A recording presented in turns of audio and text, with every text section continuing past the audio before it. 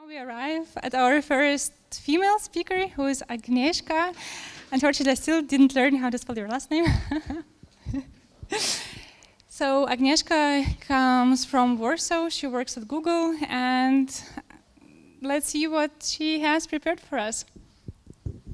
Hello, my name is Agnieszka Szczesniak. I know it's pretty bad to pronounce. Let's see what's here. So before I joined Google, I studied mathematics and computer science. I won't tell you about biology. I was very bad in high school from biology. So I studied mathematics. I have master's degree from mathematics. And in the middle of my studies, I started to study computer science. And I only finished second year, and then I started to work. After the studies, actually during the studies, I worked also for smaller companies as front-end web developer. After that, I joined Microsoft for internship. After that, I joined Samsung's Smart TV team. It was also a front-end team. And after a year in Samsung, I joined Google. So I worked for Google for about 2.5 years. I worked for a couple of months as backend developers, as a backend developer, but it was only because in Warsaw that the Google in Warsaw was very small and there was no front-end team. So I had to work as backend developer, but as soon as a front-end team appeared, I joined it. And right now, I work on developing Google Cloud Platform. So I wanted to tell you a bit about this product I am working for, which is pretty special.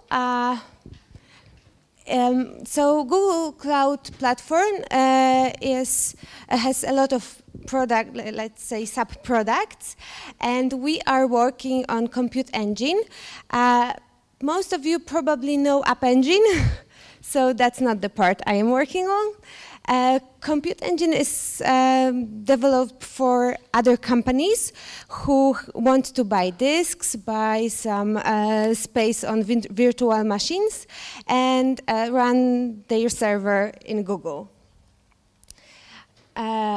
So this is one of the pages. This is the page to create an instance, a virtual machine instance that we want to run on the Google platform. I show you this because I wanted to talk a bit about this product. It's pretty special because sometimes people think about front-end developers that these are people that just develop the websites, and that's it. They just know a bit of HTML, they know CSS, a bit of JavaScript, but not always, and that's it. And what I really enjoy in writing Google Cloud Platform is that you really have to deeply understand the product. You have to have a deep knowledge about about a computer science, about, for example, networking, machines, disks, etc. So this is the page that shows how what's the CPU usage on your machine, etc. This, I don't know, yeah. So these are the lists from just the menu of our product. These are the, let's say, sub-products. So what's the complexity of it? So, for example, we start from an instance template. This is the template that will be used to create an instance. An instance is virtual machine that will be used by your company, let's say. So after that, from the instance, you can create instance group. After that, you can create a disk from a snapshot. After that, you create a disk from an image. So then you attach a disk to an instance. After that, you can, for example, have your machine working in some zones, in some regions. Then you've got a network. Inside this network, you create routes. Inside this, you create firewalls. So as you can see, this is pretty much complicated product, and it's amazing to work on it. because I always like something that was not very easy, let's say. Okay, so there are more connections between all of this. So now I will tell you how do we work, because as you saw, this is pretty complicated. So we've got a backend team that give us an API that we use.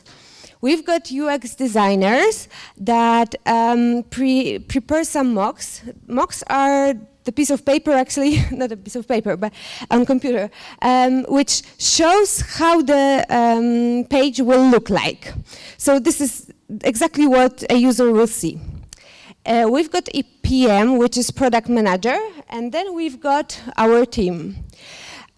So at the beginning, product manager asks backend team to write the API, and UX designer to prepare some mocks.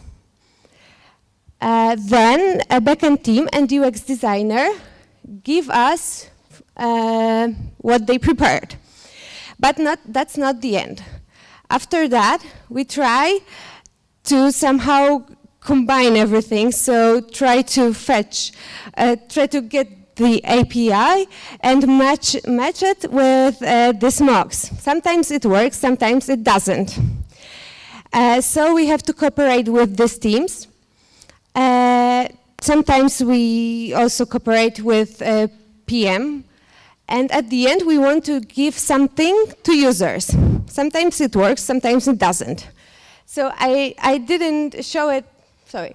I didn't show this on the slides, but very often there's a situation when the user is not happy with, with everything what we did. So we, again, come back to the backend team, ask them, for example, to change the API, to add something new.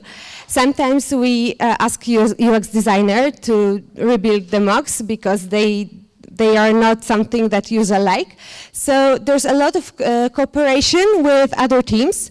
And I think that as a woman, it's easier for us to cooperate with these teams. Sometimes men are very focused on their work, and they don't see that there are other teams you have to cooperate with.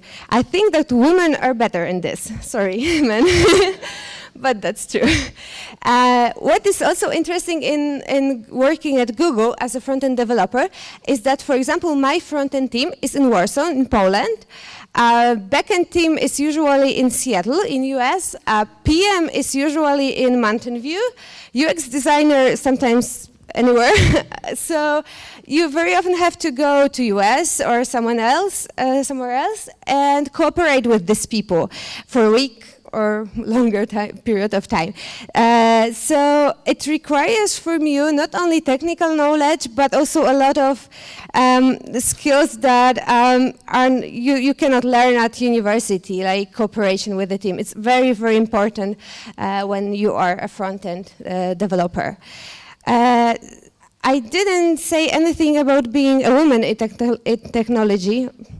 So I will tell a bit more about it later. There will be Q&A session, I don't know. Yeah. So I only wanted to show you how does it look like to be a front-end developer at Google. So yeah, that's it. Thank you.